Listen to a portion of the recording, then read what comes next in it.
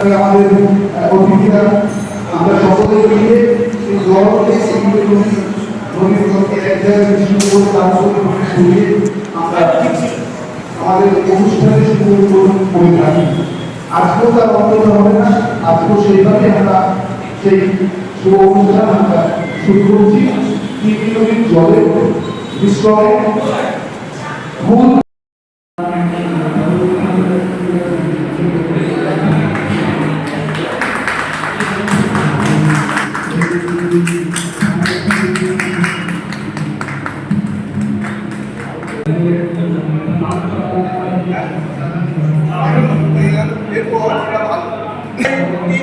জলের মিশ্রণে আমরা আমাদের আবেগ, আমাদের চেতনা, আমাদের শিল্প, আমাদের সংস্কৃতিকে আমরা ভাসিয়ে দেওয়া মানে শেষ করে দেওয়া নয়। ভাসিয়ে দেওয়া মানে আমরা মানসিক কাছে পৌঁছে দেওয়ার জন্য আমরা পূর্ণের মাধ্যমে সেটা করে থাকি এবং সেটা করছি।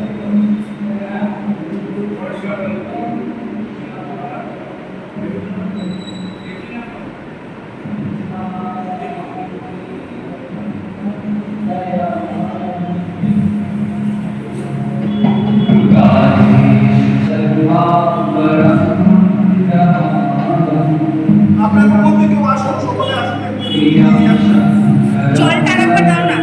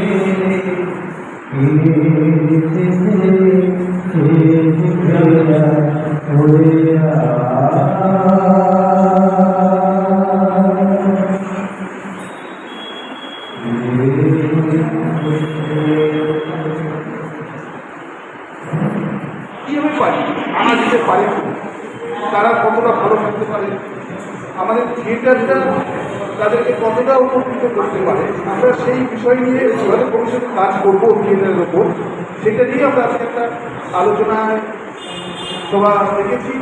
সেই আলোচনা সভায় উপস্থিত আছেন মাননীয় ডাক্তার অনির্বাণ গজি। আপনারা হয়তো অনেকেই জানেন বা যারা জানেন না আমি বলছি, উনি কিন্তু একজন বড় নিউরোসার্জন ডাক্তার।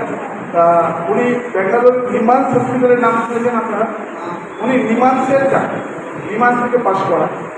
তো আমার সঙ্গে ওনার থিয়েটারের মাধ্যমে আমি একসময় ওনার পেশেন্ট, আমার মধ্যে সে বাইকটি বলা যেতে পারে কি ছিল, হ্যাঁ। তো আমার মধ্যে এটা ছিল, আমি একটা অদ্ভুত আচরণ করতাম আমার মধ্যে। আমি থিয়েটারটা ছোট থেকেই করি, হ্যাঁ, আমি ভালো আছে, খুব ভালো আছে। তা আমি চাই আমার যে সমস্ত মানুষগুলোর মধ্যে অজাজ আমি জানি না বাইকটা কি, আমি সত্যিই জানি না, আমার মনে হয়েছে তো সেটা নিয়ে আমরা আজকে একটা আলোচনা করবো মানুষের ভালো। সেটা তো আমাদের ডাক্তারবাবু অনেক ভালো বলে করেন। ওনার একটা বিষয় ডাক্তারির যে দিকতে তাদের তো ওনার বিষয়টাই একটু এবং উপস্থিত আছে তো ও চাইলে কোনো মহাজনকেও চাইছে না করা যায় না, করে না। ওকে বড় করতে পারে না, করতে ছোটো বাচ্চাকে বড় সবাই বড় করতে লাগে। তো বড় এই বায়োপ্লারিটি নিয়ে কাজ করছে, সেটার জন্য কাজ করছে এবং বড় তারা একটা এই বায়োপ্লারিটি যেটা তৈরি করেছে সেটা নিয়ে সেটা ওরা করে দেখাম। ও যেহেতু কাজ করছে ও করতে পারে, আমি কিছুই পারবো না। আরেকজন আছেন আমাদের ডক্টর করুণাল ভট্টাচার্য, তা উনিও একজন ডাক্তার। তা উনি আমাদের নতুন কার্যকর্তা দিয়ে উনি কীভাবে এই কাজটা করা যায় এবং অভিমান করবেন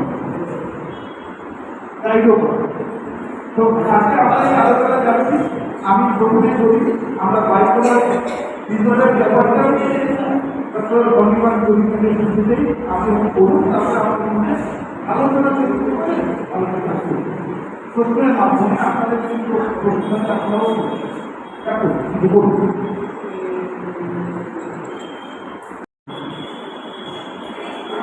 আমার সামনে একজনের সাথে একজন সাথে পারদর্শী করতে পারেন বা ওরা অন্যরকমের মমতাকে প্রথমেই আমার প্রণাম এবং নমস্কার জানাই এবং আজকের একটু উদ্বোধনের যে কনসেপ্টটা এটা আমাদের এখন অনুভূত হচ্ছে সেটা আমার ভীষণ এটা হঠাৎ করে একদিন কমলদার ফোন করে আমার কাছে যে আমরা এরকম একটা সেমিনার করতে চাই, আপনি থাকবেন? হ্যাঁ অবশ্যই থাকবেন, ধরনের কাছে আমার খুব ভালো লাগে। সেটা কেন হয়েছিল না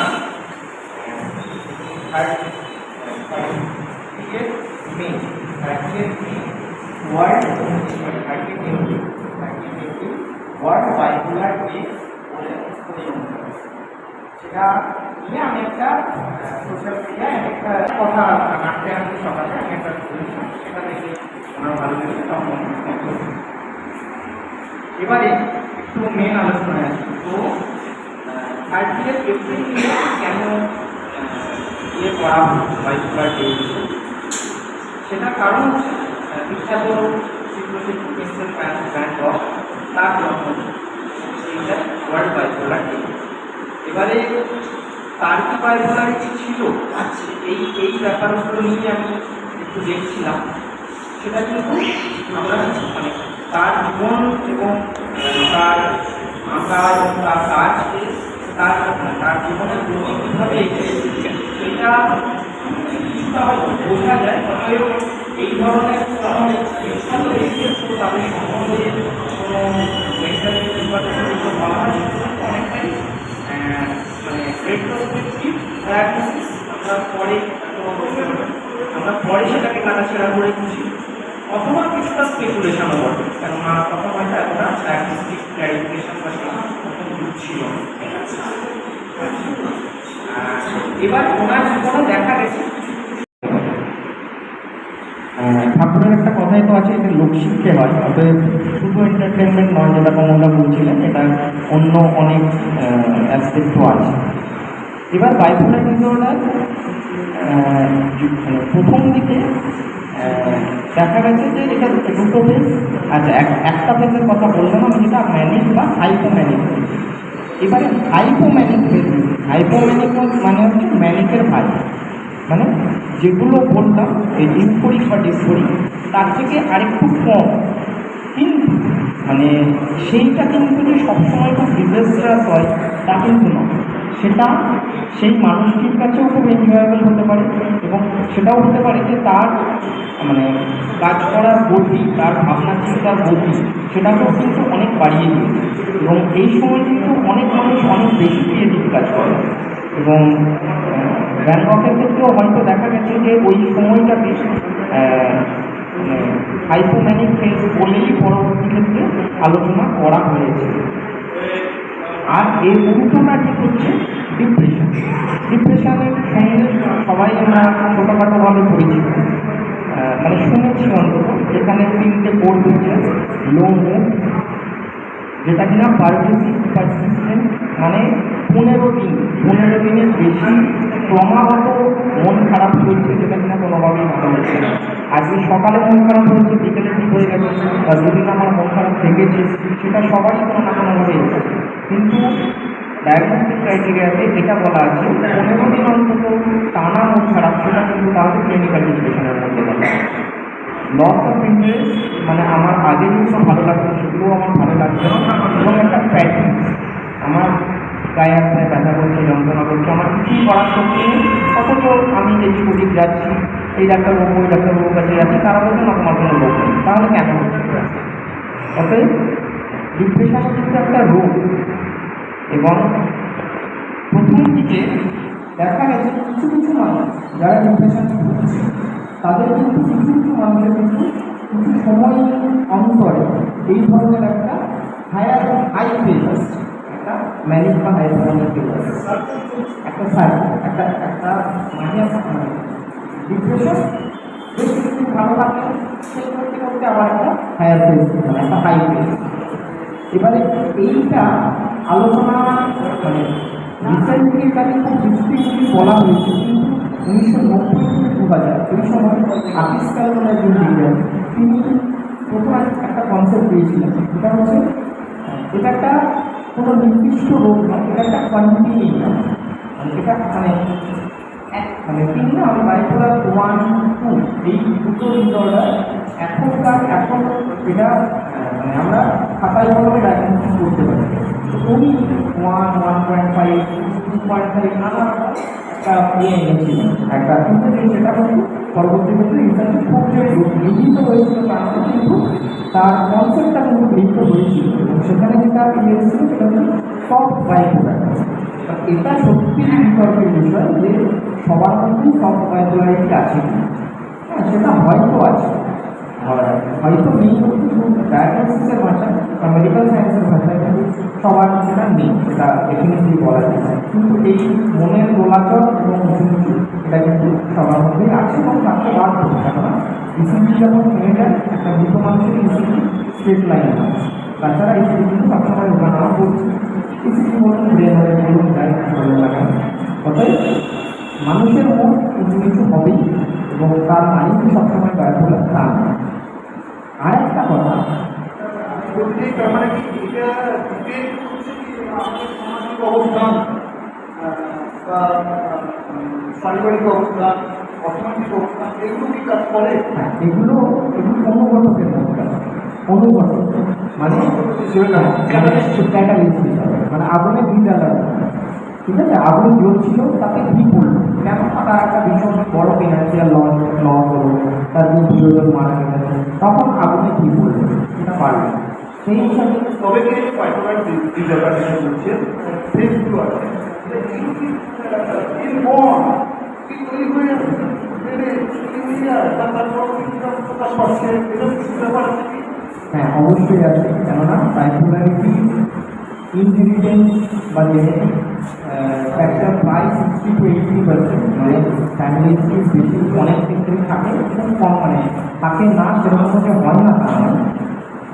যেমন মানে এটা এখন একটা সিভিয়ার মেন্টাল ডিসঅর্ডার, তেমনি আরেকটা দেখা গেছে যে আমাদের আইনস্টাইনের ছেলের মধ্যে সিজোফ্রেনিয়া ডায়াগনোসিস হয়েছে, তার আইনস্টাইনের মধ্যে তো ছিল, অতএব সেটা সবসময় যে ফ্যামিলি থাকবেই তা নয়, কিন্তু বারুদও থাকতে হবে, আগুনও করতে হবে, তবে বেঁচে থাকতে হবে, ঠিক আছে। বারুদটা হচ্ছে ইনার জেনেটিক মেটেরিয়াল, মানে সে কিনা একটু সাসেপ্টেবল, যে কোনো একটা চাপ টেনশন এলে তার মধ্যে এই রোগটা ফিরে আসার সম্ভাবনা বেশি, সেটা হচ্ছে বারুদ তার মধ্যে ছিল। এবারে কোনো একটা ওই ঘি দেওয়া বা আগুন দেওয়া তবে গিয়ে মন থাকলো, মানে ওটা সামনে সহজ কথায় বলতে গেলে এটাই। আরেকটা যে মানে এটা প্রথম আমার মেসেজ, যে এইগুলো যদি হয়, এগুলো নিয়ে প্রচুর স্টিগমা আছে, যদি বাড়ির মানুষ, কাছাকাছি মানুষ, বন্ধু বান্ধব এনারা বোঝেন যে এই মানুষটার মধ্যে সাধারণের থেকে আমি যেন একটু অন্যরকম কিছু দেখতে পাচ্ছি, কিন্তু বিহেভিয়ারাল ডিস্টার্বেন্স, তাহলে কিন্তু অবশ্যই সেটা আমার আরও খুঁটিয়ে দেখা উচিত, প্রয়োজন হলে সাইকোলজিস্ট বা সাইকিয়াট্রিস্টের কাছে অবশ্যই যাওয়া। এটা হচ্ছে আমার মেসেজ নাম্বার 1। মেসেজ নাম্বার 2 আর একটা যেটা, সেটা হচ্ছে ক্রিয়েটিভিটি। এটার সাথে যেন মানে মানে একটা মেন্টাল ইলনেসকে মিশিয়ে ফেলা হয় অনেক সময়, একটু পাগল, সেটা কিন্তু একেবারেই নয়। মানে বহু মানুষ আছেন যারা ভীষণ ভালোভাবে সাকসেসফুলি কাজ করেছেন। আমরা বিউটিফুল মাইন্ড সিনেমাটা দেখেছি। বিউটিফুল মাইন্ডের জন ন্যাশ, তিনি ম্যাথমেটিশিয়ান, নোবেল লরিয়েট, তারও সিজোফ্রেনিয়া আছে। অতএব যে কোনো মেন্টাল ইলনেস কিন্তু তার সবসময় যে তার মধ্যে ইয়েটা থাকতে হবে, পাগলাম থাকতে হবে, সেরকম কিন্তু ব্যাপার নয়। মানে বলতে হবে, কথাটা সাজাতে বলছি, কিন্তু বিহেভ করে হ্যাঁ অন্যরকম কিন্তু সবাই করতে পারে। বলি হ্যাঁ মানে কথা পাগল বলে কোনো কথা হয় না, সবাই পাগল, কারোর পাগল নয়। এবং মানে এই ধরনের এটার সঙ্গে কিন্তু মেন্টাল ইলনেসকে কখনোই ইয়ে করা যাবে না, একাত্ম করা যাবে না, এবং সেটা হয়ও। কেননা সাধারণ মানুষের মধ্যেও কিন্তু রবীন্দ্রনাথ ঠাকুর একসময় ডিপ্রেশনে ভুগেছিলেন, এবং সেটাও তার নোবেল পাওয়ার পর। এবং তার জীবনের নানা ওঠানামা ঘটনা আমরা শুনেছি। তার যে মানে তার জীবন যেভাবে চলেছে তাতে প্রচুর ঘাত প্রতিঘাত। বলছি কিন্তু মানুষের হ্যালোসিনেশন কাজ করে, হ্যালোসিনেশনটা কাজ করে, কিন্তু মানুষের মধ্যে সাংঘাতিক কাজ করে। তো সেটাও কি এর মধ্যে ফেলা যায়? হ্যাঁ হ্যালুসিনেশন মানে হচ্ছে না কল্পনা নয়। হ্যালুসিনেশনের অ্যাকচুয়াল ডেফিনেশন হচ্ছে মানে পারসেপশন উইদাউট স্টিমুলাস। মানে আমার অনুভূতি হচ্ছে, সেটার বাইরে কোনো স্টিমুলাস নেই। আমি বসে আছি, আমার মনে হচ্ছে যেন কেউ কানে কানে কথা বলছে, সেটার অ্যাকচুয়াল কোনো স্টিমুলাস নেই। সেটা হচ্ছে অডিটরি হ্যালুসিনেশন। এবং সেটা তো থাকবেই। সেটা মানে সেটাতে সে তার কাছে সেটা সত্যি, অ্যাকচুয়ালি সেটা সত্যি নয়। এবং ডিফারেন্ট ডাম মানে যারা মানে একদমই গান শোনেন না, তাদেরও কিন্তু হ্যালুসিনেশন হয়, সেটা নিয়েও রিসার্চ করেছে। তারা তো শোনেন না, তাহলে এটা বলছে। অতএব এটা কিন্তু একটা ব্রেন ফাংশনের অ্যাবনর্মালিটি। আচ্ছা, আর এবারে আলোচনা এগোনো, তারপরে যেমন কাজ করছে, থিয়েটারের সঙ্গে মেশানোর চেষ্টা করছে এই ব্যাপারটাকে। তো টোটোর কাছ থেকে টোটো অভিজ্ঞতা আমি একটু শুনতে চাইছি। টোটো বলো। আমি বলার আগে আমার পাশে আছে, আর আমার পাশে যে রয়েছে মানে বিশ্ববিদ্যালয়ের সাথে অঙ্গনভাবে জড়িত, সেটা হচ্ছে ভট্টাচার্য। আমরা একই স্কুলে, আমার অনেক বড় আমার দাদা, মানে বাজার বাংলা স্কুলের নিয়ে হচ্ছিল আর কি, দাদা ছাড়া অন্য কিছু করে এটা দাদা আমার মনে হয় তিনি যেহেতু চাইল্ড স্পেশালিস্ট, আমার মনে হয় উনি বললেন, তারপর আপনি বললেন দাদাই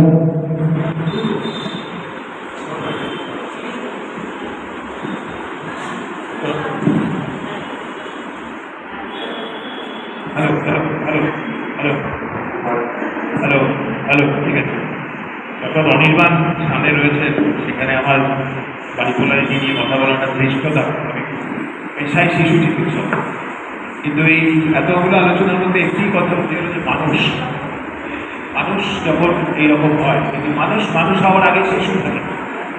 আমার বলার উদ্দেশ্য হচ্ছে যখন শৈশব অবস্থাতে কিছু কিছু শিশুদের মধ্যে এই লক্ষণ প্রকট হয়, তাদেরকে যদি একদম প্রাথমিক অবস্থায় আইডেন্টিফাই করে বা ডায়াগনোজ করে তার চিকিৎসার ব্যবস্থা করা যায়, তাহলে হয়তো, কারণ এদের অনেকেই আইকিউ ওয়াইজ যথেষ্ট বেশি আইকিউওয়ালা মানুষ, যেমন নিয়ে এক্ষুনি কয়েকজনের নাম করলেন, আইনস্টাইন আছেন, ভ্যান গগ আছেন, জন ন্যাশ, অঙ্কের আরও বহু মানুষ আছেন, ফিল্মে আছেন, লিটারেচারে আছেন, এরকম বহু মানুষ আছেন যারা মানুষ হয়ে গেছেন, কিন্তু তারপরে তারা বিখ্যাত হয়েছেন তাদের কাজের মধ্যে দিয়ে।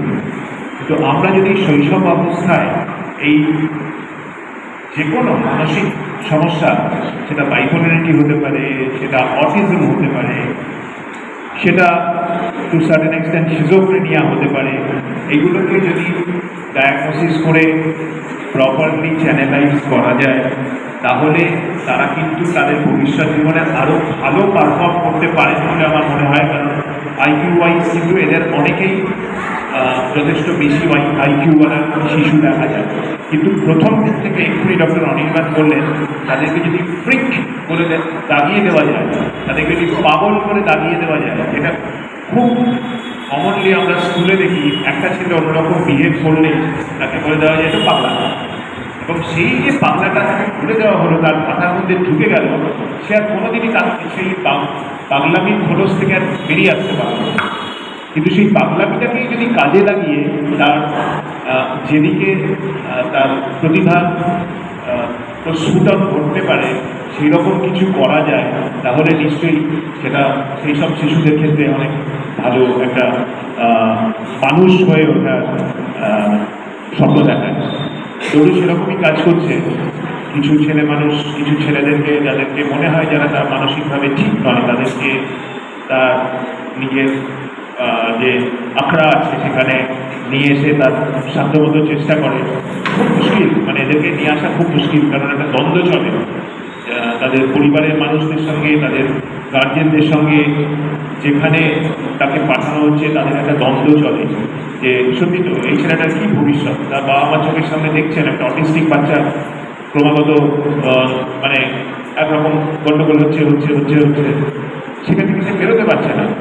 তো এইটা একটা খুব মানে আমাদের দেশে এখনও ডক্টর অনির্বাণ আরও ভালো বলতে পারবেন যে আমরা অফলেট অনেক অটিস্টিক বাচ্চা ডায়াগনোস করছি, কিন্তু তাদেরকে যে প্রপারলি কোথাও পাঠাতে পারবো সেরকম ইনফ্রাস্ট্রাকচার আমাদের দেশে এখনও তৈরি হয়নি।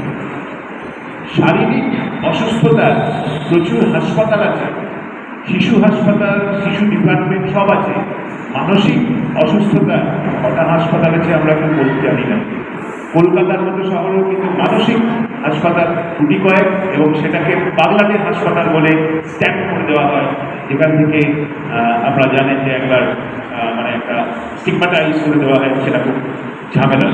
তো এই ডোডু তার নিজের মতো করে চেষ্টা করছে, কিন্তু একক এফোর্টে চেষ্টা করা খুব মুশকিল, সেটা বোঝা যায়। কারণ একটা রিসোর্স দরকার হয়, একটা জায়গার দরকার হয়, সেগুলো তো সবসময় হয় না। ভালো ট্রেনারের দরকার হয়, একার পক্ষেও একটা কত করতে পারে।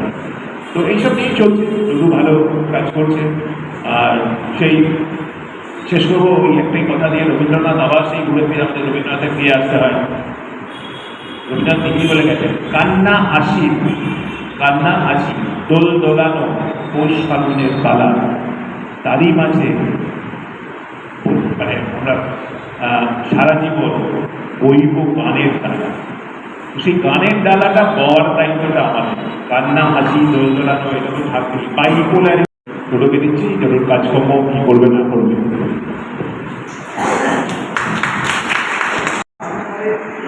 অভিনয় হতে পারে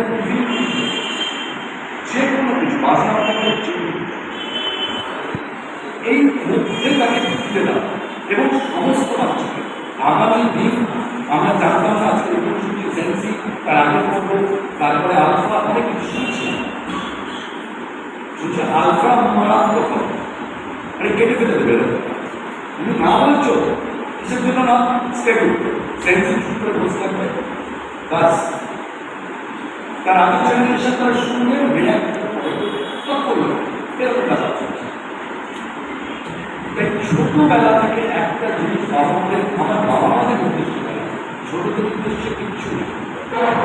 কেননা বাবা মারা ছোট থেকে স্টেরয়েড দিতে শুরু করে, এর সাথে মিশবে না, এর সাথে মিশবে, অফিস স্কুলে গিয়ে টিফিন শেয়ার করবে না, নিজের টিফিন নিজে একা মাথায় কিছু নিচ্ছে, সেটা দেখা হবে। স্টার্টিং বাবা মাই করে দিচ্ছে, তোমাকে ফার্স্ট হতেই হবে, তুমি 5 কেন কম পেয়েছি। এই প্রবলেমসগুলো ছোট থেকেই হতে থাকে, কিন্তু বাবা মাই। তাই আমি একটা কম বুঝি, ডাক্তারি শাস্ত্র বিষয়টা আমার একটা জ্ঞান। বাট আমি একটু বলতে পারি একটা শব্দ চারটি জিনিস, বাংলায় চারটি জিনিস, চারটে এইটা প্রকার রয়েছে, ইংলিশে চারটে জিনিস। এই শব্দটা, এই লাভ, ভালোবাসা, এই ভালোবাসাটা দরকার। সে অফিসের হোক, সে বাইকগুলোর হোক, বা নিজের সন্তান যে আছে। আমি এরকম সত্যি অফিসের কাজ করতে গিয়ে যে এরা আমরা মরে যাওয়ার তারাই বলবে, তারপর তারা বলতে আমার কোনো ইনফ্রাস্ট্রাকচার নেই, অনেক কিছু আছে, অনেক টাকা কামায়, ছদিনের জন্য আমার টাকা আর দেখে লাভ 6 দিনে আমি অফিসের থেকে করে দেবো, একটা 6 দিনে একটা বাইক ঠিক করে দেবো, কারণ ডাক্তার ইভেন অনেক মানুষের আমার কাছে আমার সামনে বুঝে থাকে আমি কীভাবে ক্লাস করি, আমি প্রত্যেকের সাথে ডিফারেন্স ভাবে কাজ করি। এমন বাচ্চা আছে রাত্রিবেলা বাবা খাওয়াতে পারছে না, আমাকে ফোন করে খেয়েছিস, হ্যাঁ এক্ষুনি খাচ্ছি, ঘুমিয়েছিস এক্ষুনি ঘুমিয়েছি। আমাদের বাবা মা তাহলে কি সেই ভালোবাসা দিচ্ছে? ডোডো এই যে এইভাবে কাজগুলো করা হচ্ছে ডোডো ডিস্ট্রিক্টের কাজের মধ্যে, তাতে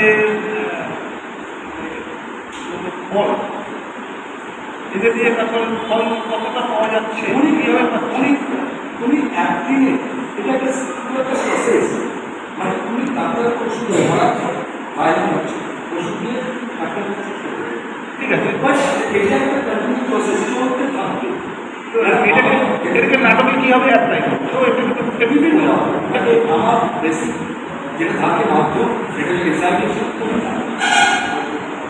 যেটা গান আমি তো মানে কবিতা থেকে বললাম, যদি শব্দগুলোকে যারা নাটক করে দেখে ম্যাক্সিমাম মানুষ হয়তো নাটকের লোক আমরা জানি যে একটা শব্দ 50 টাইমস ইন্টারপ্রেট করা যায়। আমি সারাদিনে কত রকম মা বলি, যদি ওই ছোট্ট ছেলেটাকে বলি মাকে সকালবেলা ডাকছে ঘুমছে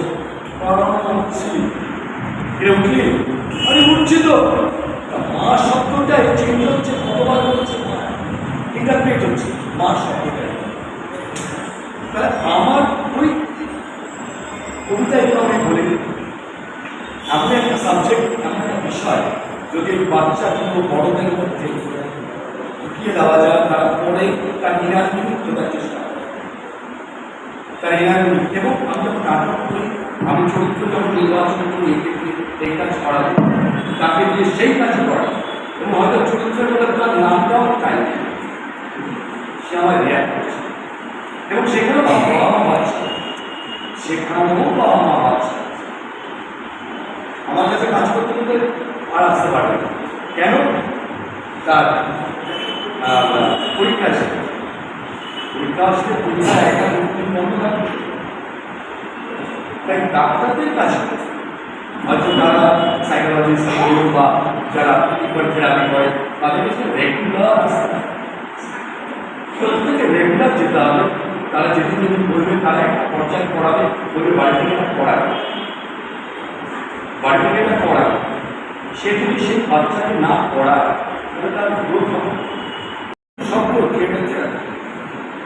তবে একটাই অনুরোধ প্রত্যেকের কাছে যে নেই আমাদের এখানে অটিজম বাইপোলার তো মানে খায় না জলটা খাই না, তাই না আমরা বাইপোলারটা কি সেটাই জানা মানুষ বাবা তারা বুঝতে পারে অনেক কিছু, তখন তাকে আস্থা দিয়ে দাদা বলবে পাগল, বাড়ি থেকেই পাগল হচ্ছে, দাদা কাকা বাবা পাগল হয়ে যাচ্ছে। প্রত্যেক দিন যদি কাউকে নেগেটিভ বলতে থাকে সে কিন্তু নেগেটিভ সে আর কোন বলছে কিছু কিছু আছে আমাদের কলকাতা আছে সেগুলো বাংলা নাগরিক হিসেবে আপনারা দুঃখটা এটাই আমরা আছি 2026 সালে আমাদের অ্যাওয়ারনেস নেই, না অফিসে না রেগুলার না দাদা আরো সম্পর্ক তাদের কিছু। আমি ক্ষুদ্র মানুষের ক্ষমতার সাথে যখন সুন্দর পরিচয় কথা আমি একটি নাটক করে ব্রিফ করে একটি সিরিজ নাটক দেখি কী করে বাইপোলারকে আক্রান্ত হয় সেটা প্রত্যেকটা একটা গল্প আছে। এই আক্রান্ত হওয়া, এই সুইসাইডাল অ্যাটেম্প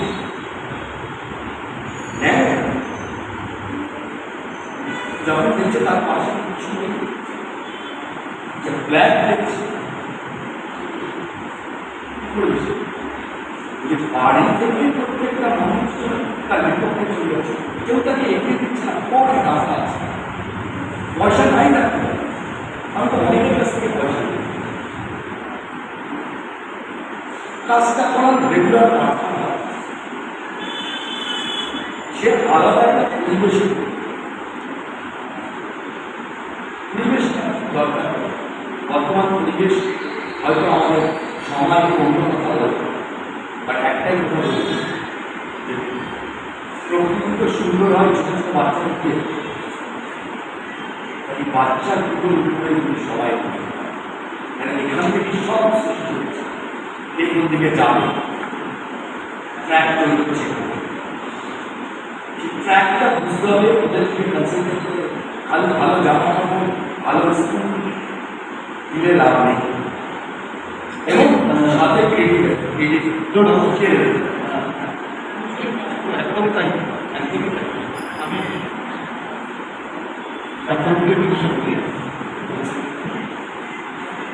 আপনি কি বলছেন কিভাবে আমাদের এই মানুষগুলোকে থিয়েটারে নিয়ে কিভাবে কাজ করতে পারি? আপনার একটা ধারণা, আপনি সরাসরি থিয়েটার করেন না হয়তো, কিন্তু আপনি তো ইতিহাসে শিখছেন, অভিনয় দেখছেন বা আগে থিয়েটার করেছেন, একটা ধারণা আছে। তো আমরা এই মানুষগুলোকে কীভাবে থিয়েটারে নিয়ে আসতে পারি, কি মানে তার পদ্ধতি আছে, অর্থ কেউ আসবে না, তাকে আমাকে আনতে হবে। তার মানে আমিও তার মেন্টালিটিকে বুঝিয়ে, তার মেন্টালিটিটাকে তার উপরে আমাকে দিতে হবে, গিয়ে তাকে আমাকে দিয়ে, তো সেটা কীভাবে সম্ভব, কীভাবে করবো যদি বল। আমার অভিজ্ঞতা খুবই কম, আমি স্নান করেছি, যেভাবে আপনি বলছেন কথাগুলো খুব অন্তর থেকে বলছেন এবং তার অন্তর থেকে ভালোবেসে কাজটা করেন বলেই বলছেন। সেখানে আমি তবে একটা কথা, সেটা আমি ওনার কথায় বারবার পরিশ্রমিত হচ্ছি, যে ডাক্তারের কাজ, টিচারের কাজ সীমিত, ঠিক আছে, মানে সেই মুহূর্তটাকে আমরা পার করে দেওয়ার জন্য টিচারের কাজ অনেক বড়, ডাক্তারের কাজ খুব ছোট। কেননা তার যখন একটা ক্রাইসিস পিরিয়ড আসছে, তখন তাকে সেই মুহূর্তটাকে পার করে দেওয়া, এটাই সম্ভবত আমাদের কাজ। কিন্তু তার বাইরে যে বিশাল জগৎ, তাতে কত রকম art therapy, music therapy, drama therapy, এগুলো হচ্ছে ওয়ে অফ ইনক্লুশন। আমি তাকে আমি এক্সক্লুড না করে তাকে আমি আমার মানে একটা ইনক্লুশনের মধ্যে এখন স্কুলিং শুরু হয়েছে, প্রাইভেট স্কুলেও একটা তৈরি হচ্ছে, অটিস্টিক বাচ্চা তোমাকে অটিস্টিকের বাচ্চা তোমাকে নিতে হবে এবং তার জন্য আলাদা রকম একটা ইনফ্রাস্ট্রাকচার অন্য বাচ্চাদের সঙ্গে মিশিয়েই রাখতে হবে, তাকে এক্সক্লুড করা হবে, ইনক্লুড করে। তো এই শিক্ষাটা ভীষণভাবে জরুরি। এবং ড্রামা থেরাপি সব থেকে প্রথম কথা হচ্ছে ওই যে লোকশিক্ষা হয় রামকৃষ্ণ, মজাদার ব্যাপার, মজাদার নয়, কষ্টকর ব্যাপারই বটে। সেটা হচ্ছে এর সঙ্গে একটা সিজনাল ভ্যারিয়েশন আছে, মানে যা হয়তো গরমকালে তার এই হাই ফেসটা বারবারে ফিরে আসছে, শীতকালে লো ফেসটা বারবারে ফিরে আসছে। অর্থাৎ এই সিজনাল ভেরিয়েশনটাকে রোখার জন্য রাত্রের ঘুমটা ভালো দরকার। তো সেই মানে অন্তত 7 থেকে 9 ঘন্টা, ছাত্রদের হয়তো আরেকটু কম, কিন্তু 6 ঘন্টা কম কখনোই নয়। এবং বাচ্চাদের কথা বারবার হচ্ছে, বাচ্চাদের মানে রাত্রিবেলা পড়া যাবে না, সেটা অন্তত আমাদের বাবা মার প্রত্যেকের কর্তব্য সেটা বলা, যে রাত্রিবেলা পড়ানো, রাত্রিবেলাটা ঘুমানোর জন্যই। আমরা যত প্রকৃতি থেকে দূরে সরে যাবো, প্রকৃতি কিন্তু তার ট্যাক্স দেবে, এবং সেটা বাইপোলার ডিসঅর্ডার দিয়ে হতে পারে, নানা রকম কার্ডিওমেটাবলিক প্রবলেম দিয়ে হতে পারে, সুগার, প্রেশার, কোলেস্টেরল, নানা রকম দিয়ে হতে পারে। যা হোক, ড্রামা থেরাপি প্রথম কথা তাদের ইনপুট করাটা ভীষণ জরুরি। এই যে সেলফ রেগুলেশন, এই যে কমলা এবং প্রথমেই উন্মুক্ত করতে বলে দিলেন, আমি এই সময় এরকম ভাবছি, যখন ভাবছি এরকম, এই সময় আমি মনে করেছিলাম, তখন থেকে আর মানে ইয়ে হয়েছে। এবার উনি একজন পরিচিত মুখ, তিনি যখন এই সেলফ রিভিলটা করছেন, এটা কিন্তু একটা খুব বড় ব্যাপার। হ্যাঁ, মানে এইটা করতে পারলে সবাই তখন সাহস পাবে, বলে না সাহসও ইনফেক্ট করে ওকে, ভয় যেমন ইনফেক্ট করে, সাহসও কিন্তু ইনফেক্ট করে। কারণ এটার মধ্যে কোনো স্টিগমা নেই, এটা একটা রোগ। জ্বর যেমন হচ্ছে তেমনি ডিপ্রেশনও হতে পারে, এইটা আমাদের সবাইকে বুঝতে হবে। এবং এটা যদি আমরা নাটকের মাধ্যমে কথাটাকে ছড়াতে পারি, তাহলে তার আওয়াজটা সম্ভবত অনেক দূরে যাবে। আর ইনক্লুশনের মাধ্যমে মানে আমরা একটা বাচ্চা, সে যদি একটা ভালো ছবি আঁকে, আমরা তারে জমিন পর দেখেছি, মানে সে হয়তো সব দিক করতে পারছিল না, কিন্তু সে ভালো ছবি আঁকছিল। এবারে মাছকে তো আমরা শেখাবো না তোমাকে আকাশে উঠতেই হবে, হাতিকে আমরা বলবো না তোমাকে জলে সাঁতার কাটতেই হবে। যার যেটা স্ট্রং এফিসিয়েন্সি, তার জন্য সেই জায়গাটাকে আমরা লালন পালন করতে পারি।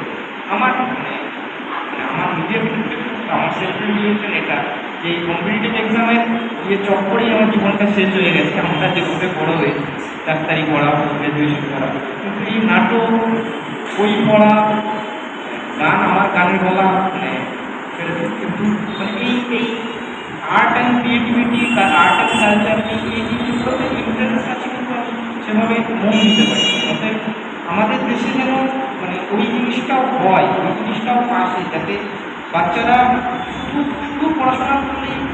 এখানে আরেকজন আমাদের স্যারের কথা মনে করছে, একজন শিক্ষক, তাকে একজন মানে তিনি খুব কষ্টবাদী ছিলেন, একজন গার্জিয়ান, আমি হোস্টেলে থেকে বড় হয়েছি, একজন গার্জিয়ান এসে বলেছে যে আমার ছেলেটাকে একটা ভালো ছেলের সঙ্গে দেবেন। মানে তিনি তো মোটামুটি সেদিন ধুয়ে দিয়েছেন তাকে, বলতে ভালো ছেলে মানে আপনি কাকে ভালো ছেলে বলছেন, কিসে ভালো? এই যে ফুটবল খেলছে ভালো, এও তো ভালো, এই যে গান করছে ভালো, সেও তো ভালো। অতএব মানে একটা ফুল যেমন সে রঙে সুন্দর হয়, সে গন্ধে সুন্দর হয়, আবার একদম জঙ্গলের মধ্যে কেউ দেখছে না, একটা একদম সাদা রঙের ফুল, তারও যে সৌন্দর্য, সেই সৌন্দর্যটা সম্ভবত আমরা বুঝতে ভুলে যাই আমাদের এই কম্পিটিটিভ দুনিয়ায়। সেখানে বাবা মায়ের এবং আমাদের সোসাইটি সবাই আমাদের করতে হবে। সবকটা শেষ কথা, আমরা থিয়েটারের মাধ্যমে মানুষকে বুঝতে চেষ্টা করি।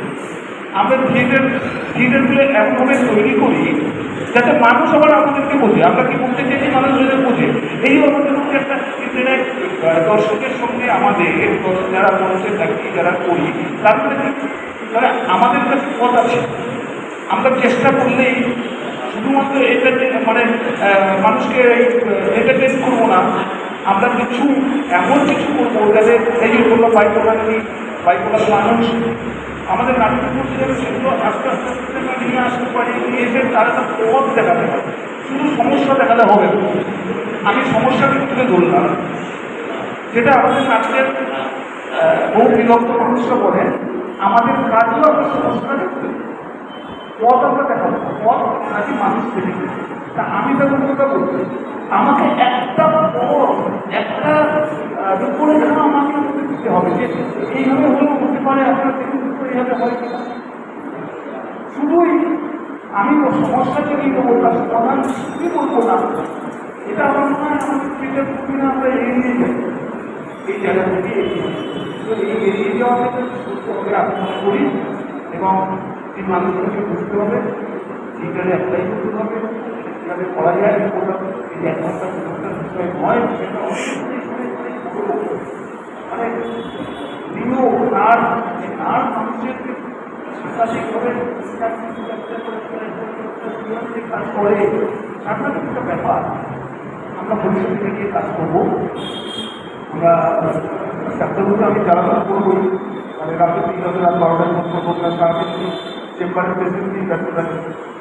যদি এটা নিয়ে কাজ করি বা কাজ করার ইচ্ছে আছে করবো, দুটো সাহায্য করবে, ডাক্তারবাবু সাহায্য করবেন, ওই ডাক্তারবাবু সাহায্য করবে, সবাই মিলে যদি আমরা করি, আমরা সমাজে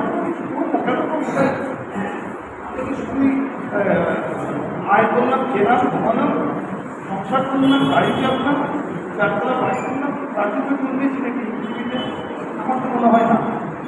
অনেক কাজে অনেক করা আছে, এটা আমাদের কে করবে? আমরা করি। ভালো লাগলো এই আলোচনা, তো আমার কিছু আমরা করবো। আজকের মতো আমরা এই সেমিনারটা শেষ করছি।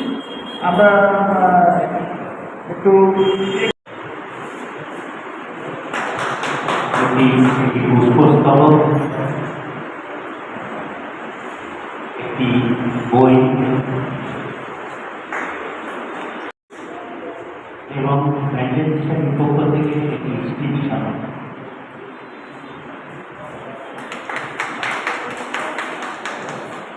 একটু মিষ্টিমুখ। ধন্যবাদ। সবশেষে একটি ব্যাগ,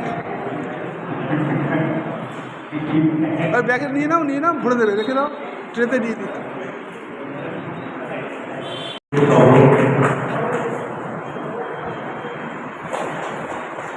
একটি বই, একটি স্মৃতি সম্মাননা, একটি স্মৃতি সম্মাননা ফলক, স্মারক,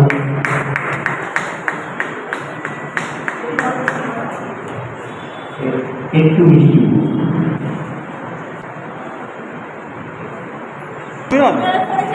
কই